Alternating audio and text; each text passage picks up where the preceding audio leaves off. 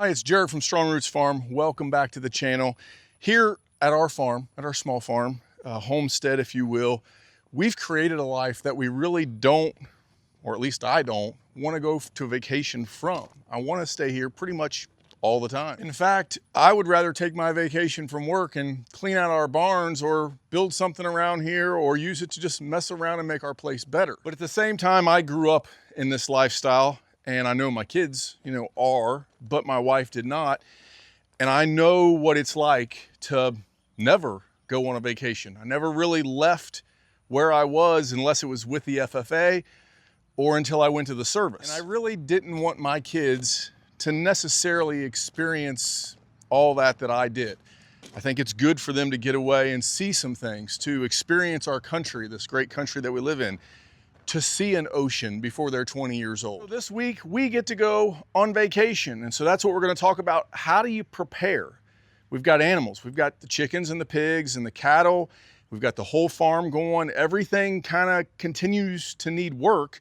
And without spending thousands of dollars on hiring a crew to come in, or unless you work a deal with a neighbor, how do you go on vacation and still make sure everything's okay?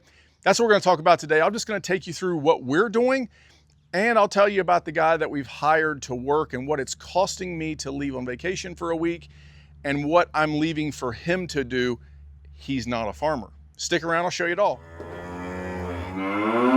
Welcome back. Thanks for joining us. If this is your first video, please like and subscribe. Come along with us. We've got lots of videos. Check back through our feed. Lots of things as we build and continue to move on as a farm. But this week, we're gonna get away, try to relax, let our kids see an ocean, and experience a little bit of different stuff. And that's really a tricky situation when we have all this work and all these animals and all these responsibilities still here at our farm. First step is I had to hire somebody to help. Now, I've used this guy before. And when I say guy, he's kind of a kid, which makes me feel old. He's only 20 years old, and he works for me at my company. He lives locally. He's a really good guy, really good kid. He's been here and worked since before he was even graduated out of high school. He's done some stuff helping us build barns. He's been around a little bit. He's not afraid, but he didn't grow up in this way at all. He's never really driven a tractor much. I can trust him a little bit, and I've taught him some things, but he's not a farm kid. He's not a farm hand, and he's definitely not a mechanically minded kid. He has to be taught everything that I need him to do while we're gone. The great thing is he's on his own. He's a man. He's moved out of home. He has a job. He's going to school. He has his own place. He's very respectful and very responsible. I really look up to this kid as an adult. I think he's doing a great job as a young man to become a man to provide for a family and all those things. So I respect him and I trust him, which is very important. You need to find somebody that you're not worried they're going to rip you off and steal stuff while you're gone. I have no worries whatsoever about this guy with that. The second thing is he deserves a wage. He's earning, he's working here. So every man who works deserves a wage. What do I pay this guy for this week?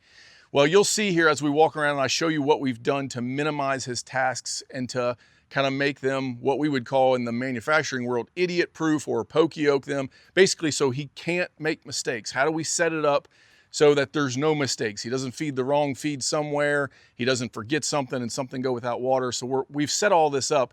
So the work is really minimal, but it's really a big task for him because I couldn't go on vacation if it wasn't for him. So what do I pay him? Well, this is the second time he's done this, and so we're paying him differently this time than we did last time. Last time, for 7 days away, we left on a Saturday morning, we came back on a Saturday night, so he really had 8 days of work. We paid him $200, and he was here, we estimated an average of 15 minutes a day because we had kind of set everything up. Now, what did that look like last time? Last time, we had all of our paddock strings set up we had 7 days worth, or we were moving them every other day, the cattle at that point in time, and we had like 6 paddocks set up. So even more than he needed, he had paddocks. And he knew if it got rainy and muddy and he thought it was nasty, go ahead, take up another string. Now, we were not having him take them up and take them all the way up and roll them up and then put them back out. So where they were able to back graze. That was just one decision we made. I ended up bush hogging all of the land that he was on while we were gone last time. But for that week, we paid him $200. He did have pigs at the time, which we had an automatic feeder. And here he rolls in as we go through today. We're gonna walk him through this stuff. But the pig feeder was full, the automatic waters were there, so we didn't have to worry about water. We didn't have to worry about the pig feed. The chicken feeders were all full. He did have to collect the eggs, and he did have to monitor all of those things though. And we paid cash $200 the first time. Now this time he's got a little bit less work, which we'll see, but he's a guy who, you know, as he's grown older, has started to think about his health. And this time he offered me a pretty good deal. He said, hey, how about instead of paying me cash and working all that deal out, groceries are expensive. How about you just let me go through the farm store and get some groceries? Well, that's a great deal. It's gonna be a good deal for him. He's gonna get more than that value worth out of our store, but it also saves us money and I don't have to worry about that. So that's what he's chosen to take this time, which may be a good option for you. So let's get into what we did and what he has to do while we're gone. So first off, we've got our barn that we keep our animals in the winter. And around our barn, there's a paddock over here where this tree is. They've got shade. They've got another paddock behind this barn and another paddock on this side of the barn. Currently, as we're rotationally grazing, we're using about 2 acres a week. That's about kind of our speed right now as we're going through. But with this, they have about 3.5 to 4 acres. So what I like about this is it's all hard fenced. Okay, we leaving the gates open so they get both major areas. They can come in here and have an automatic waterer, which we got that on and cleaned out for him, so he doesn't have to water any of these cattle. They have shade. They have shade. If a big storm would come, they have storm protection. And they also have, it's double fenced basically. So all of this fence is internally around our barns. And then there's a large perimeter fence. So even if they got out of this fence, there's another layer to keep them from leaving our farm. So that first group of cattle, our largest group of cattle, is pretty simple. He doesn't have to do anything. So what's gonna happen to this land because we're leaving? Well, one, they're using more land. They're gonna be a little bit more selective because we're gone a week and we're giving them more area. But because I'm using the area around my barn, what it's doing is this is the time we're gonna graze it down here at the end of July, let them graze for a week, and then I'll top it and come in and bush hog it down tight, putting as much nutrients down as possible, and then it won't get touched again till winter. This will be their winter grazing. So it's really a good time, mid-August, end of July to into August really, for us to graze these paddocks to prepare them best for the winter. And we're gonna use our vacation to do that. Not only that, but on this side of the barn, in this other pasture, we have our shade structure with all of the minerals. So we topped off all the minerals today. It's got over a week's worth of mineral in there. And we've got some extra water tanks set over here and filled up. That's at least 3 days worth of water for our cattle if they didn't have an automatic water. So he's gonna come, and I told him check those midweek and fill them up if they need filled up, but they'll drink from both. So there's kind of a double layer protection with water. They've got all kinds of different places to go for shade, kind of set up good for the cattle. As for our pigs, it's kind of a good time of year for us because we just have piglets. They're only about 40 pounds. Few weeks, they're probably a month we've had them, got them pretty small, and we brought them inside into this pen. So this is really our winter pen for piglets, if we would get a litter of pigs in the winter. So he has some hay. We got some square bale hay. He's feeding them a couple flakes of hay a day. And then we have our normal 55-gallon drum. And we've had them in here for just over a week or so since we've had them, a couple weeks actually now. They have an automatic feeder. So this feeder is a small kind of feeder for piglets. It doesn't hold a lot. It really only holds about 50 pounds. And so it will have to be filled. Well, in order to not let him get the wrong feed out of our feed box, we got an old trash can. And so what I did was I took this old trash can and I put it right next to the feeder and I put a feed scoop in it and I filled it full of the correct feed. So there's no mistake. He takes this feed and puts it into there. He'll have to fill it at least once while we're gone, but not a big deal. And then the water is there. Hose is already set for him. I put another hose out here, already hooked it to the inside hydrant. And so he'll fill that while he's here. It's pretty simple.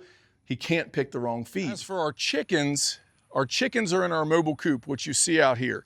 And it's a very large coop. It is 14 by 24, and we only have 6 chickens and a rooster right now. We're kind of down on our chicken layers, and so these are our layer birds. We don't currently have any meat birds to deal with here. Meat birds will come the week after we get back from vacation, so it's really kind of a good timing for us. We picked those dates correctly.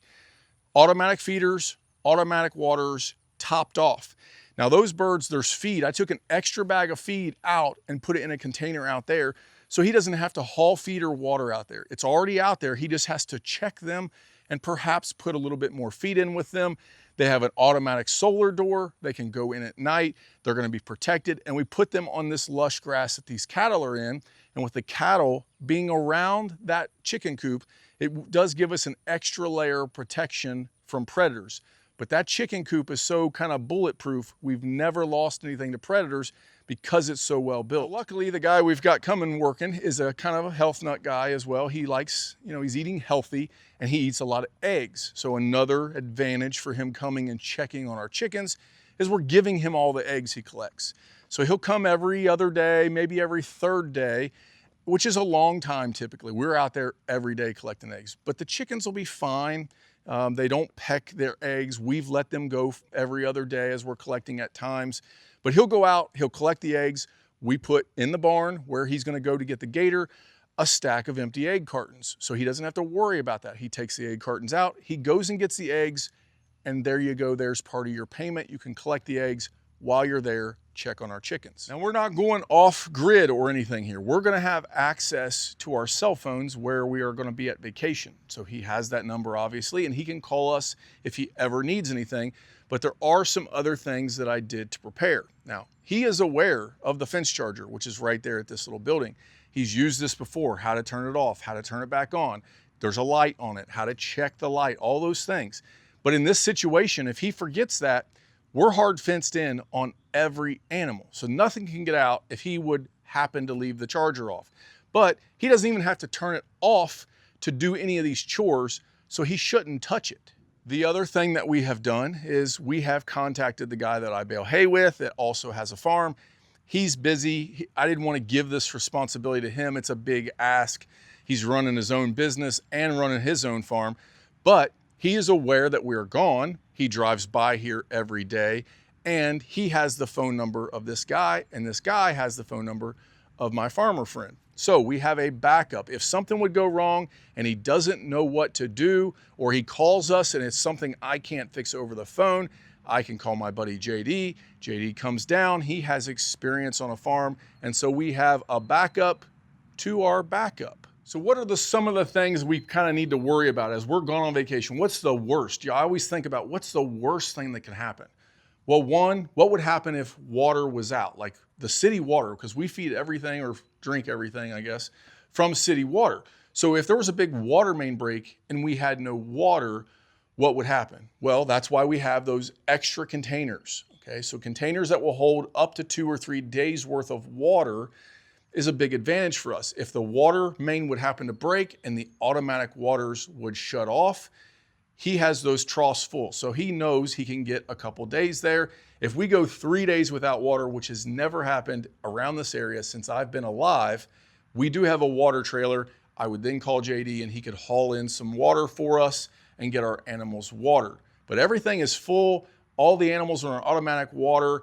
Everything is good. Unless there's a big disaster, we shouldn't have any issues. If there's some kind of major thing like that, flooding, storms that wipe out power and water, we're probably gonna have to come home, but that's very rare that that would happen. Other major issues would be something getting out. And so like we talked about, we have double fence, okay? So if they get out of that fence, he's gonna try to have to get them back in. He's probably gonna have to call somebody that knows more about cattle or can help, that can bring a four-wheeler, but to get them back into the pen we want them in, but we're double fenced. They're not getting off our farm. So that's the first thing. The second thing is they're not likely, we move them all the time. Our animals are calm and controlled, and they're not likely to leave because we've given them more forage than they'll be able to eat. Okay, will they meander around and step on more and waste more? Perhaps. But as long as they have good nutrients around them, good access to multiple places, they're not likely to leave. Now, we could have segregated them on one half, left a gate between, and had him midweek open that gate, giving them a new section of grass. Would that have been better? Yes. But is there an avenue for a mistake? He forgets to open that gate. So I figured it was better just to go ahead and give them way more, give them what they needed. They're not kept in by single strand. And so we kind of hopefully alleviated that major worry of them getting out because of how much we've given them. Another major issue that I had to think about was, what about if he comes out here and something's down, it's sick? Well, we take that same risk if I'm here. Even if I'm here every day, I can come home at any moment and something can happen and something can, get sick and get down. And so he's going to have to deal with that, and he can do that because he has my vet's phone number. My vet, who buys meat from us, knows what's going on, and he could come and help if he needed to. So I have made our vet aware that we're on vacation. This guy is taking care of our area and our farm. If something happens, just know he may call you. Here's his number. But ultimately, I don't foresee that happening. They've all grazed in this area before. There's nothing toxic in these areas of these pastures. They're not in a wooded area that they've never been before. So I don't foresee any of that happening. But could something happen? It can always happen. It's Murphy's Law. If something can go wrong, it will. But all we can do is try to alleviate as many things as we can to prevent it, have backups for our backups, and have somebody else local that we can trust, that if a major issue would happen, we can call on them. It may cost us more money than we want to spend. It may cost us a vet visit. It may cost us 2 or 3 guys coming from JD, my buddy, and bringing 2 or 3 of his sons with 4-wheelers if a big incident happened. But ultimately, that's worst case scenario. Well, I hope that video helped you. Appreciate you watching. And that's kind of what we have for today. And I want you to think 2 main points about this. One, if you're new and you're setting up a farm, think about this situation. The first few years, we're going to be very hard to leave.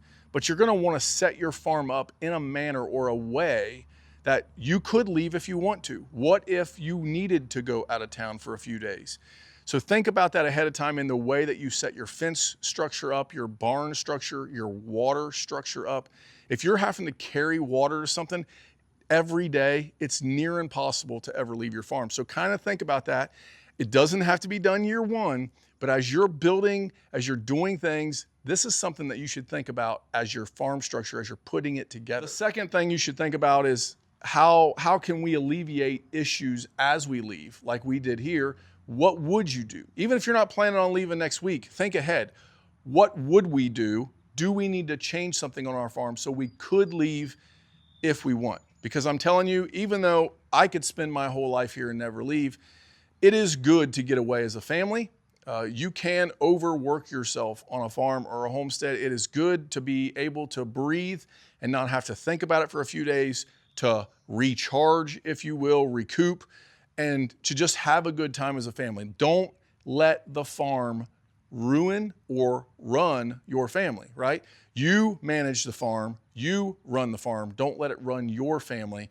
And everybody needs that break. Even me, who's been in this my whole life, I need a break from time to time. So give yourself permission to take a break. It is okay. You do not have to go full blast 100% of the time to be successful at this.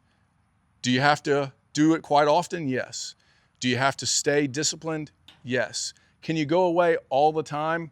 If you're wanting to be gone to all kinds of games and everything all the time, every weekend, and travel and do those things, maybe a farm or a homestead isn't for you, but you need a way to take a break. We're going to get to do this, so thank you. Thank God for blessing us with this opportunity to go on this trip. And hopefully this will help you with how you can kind of prepare for that and ease your mind, because going on a trip and worrying about what's going on here is not going to allow you to relax. Well, there you have it. I appreciate everybody. Please hit that like button. It's right down there. It doesn't cost you anything. It really does help the algorithm on Mr. YouTube here to help us out, to keep pushing us out to people. Like and subscribe, follow along with us. There is some links down below on some of these items that we use to help us. So the automatic water from Jobe, some of those things that we have, they're down in the description if you'd like to use those. They are Amazon affiliate links. We do get a little bit of money from those, just so you're aware. Don't want to be deceiving there in any way, but they are very useful, and I have tried to find you the cheapest thing down there, but they are the actual things that we use here on our farm. Until next time, we appreciate you watching.